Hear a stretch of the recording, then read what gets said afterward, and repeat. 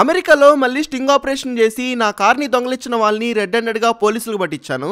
ఒకరోజు early morning బయటికి వెళ్దామని కార్ ఎక్కాక నా వాలెట్ ఇంట్లో మర్చిపోతే ఇలా వెళ్ళి అలా తెచ్చుకుందామని కార్ని రన్నింగ్ లో ఉంచి కీస్ కార్కే పెట్టి వెళ్ళాను. ఇంతలో ఒక దొంగ మొహంది నేను చూస్తుండగానే నా కార్ని దొంగతనంగా వేసుకెళ్ళిపోయింది. నాకైతే ఒక్కసారిగా మైండ్ బ్లాంక్ అయిపోయింది అనుకోండి. తాడిందన్నేవాడుంటే వాడి తలదన్నేవాడిని నేను కార్ కొన్న కొత్తల్లో ఒక ఎయిర్ ట్యాగ్ను కొని ఎవరికీ కనపడకుండా నా కార్ బ్యాక్ ప్యాక్ సీట్లో ప్లేస్ చేశాను. ఇది మన కార్కి బ్లూటూత్ ట్రాకింగ్ డివైస్ లాగా వర్క్ అయ్యిద్ది. మన కార్ ఎటు వెళ్తుందో ఎక్కడికి వెళ్తుందో అడ్రస్తో సహా రియల్ టైం లొకేషన్ని ట్రాక్ చేయొచ్చు. ఈ ఎయిర్ ట్యాగ్ సహాయంతో ఆ దొంగ ఉన్న ఇంటికి పోలీసుల్ని తీసుకువెళ్లి వాళ్ళకి జరిగిందంతా ఎక్స్ప్లెయిన్ చేసి రెడ్ హ్యాండెడ్గా ఆ దొంగని అరెస్ట్ చేయించాను. నాకు ఇక్కడ పోలీసులు అంటే చాలా గౌరవం అండ్ అభిమానం.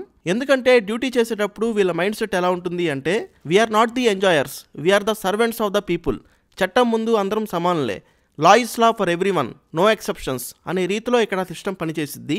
ఈ దొంగ మొహంది గతంలో చాలా మంది కార్లు దొంగతనం చేసి వాటి కీస్తో పాటు నా కార్ కీస్ కార్లో ఉన్న నా ఐఫోన్తో సహా వెట్ పెయింట్ డబ్బాలో దాచిపెట్టింది. సో పోలీసులు నా ఐఫోన్ వరకు నాకు ఇచ్చేసి మిగతాది ఎవిడెన్స్గా తీసుకున్నారు. అండ్ ఈ మహాతల్లి నడిపిన నడుపుడికి ఏకంగా నా కార్ ఇంజన్ టోటల్గా దొబ్బింది. ఇక చేసేదేమీ లేక నా కార్ని 90 మైల్స్ దూరంలో ఉన్న కియా షోరూమ్కి టోయింగ్ చేయించాను. నా కార్ని టోయింగ్ చేయించినందుకు నాకైన ఖర్చు $1000. అది క్లెయిమ్ చేసుకుందామని కార్ ఇన్సూరెన్స్ వాడికి కాల్ చేస్తే నయా పైసా కూడా కవర్ అవ్వలేదు. అప్పుడు అర్థమైంది బ్రష్ చేసుకున్న తర్వాత నాకు ఇక టంక్ క్లీనర్తో పని లేదని, ఎంచక్కా ఈ కార్ ఇన్సూరెన్స్ కార్డుతో 4 గీక్కోవచ్చని. లక్కీగా నా కియా కార్కి లైఫ్ టైం ఇంజన్ వారంటీ ఉండటంతో కియా వాళ్ళు ఫ్రీ ఆఫ్ కాస్ట్తో నా కార్కి బ్రాండ్ న్యూ ఇంజన్ని రీప్లేస్ చేశారు. సో ప్లీజ్ కీస్ని కార్కే ఉంచి నాలాగా వదిలేసి వెళ్ళకండి. మీరు కూడా నాలాగా ఎయిర్ ట్యాగ్ని కొని ఒకటి కార్లో పెట్టుకోండి.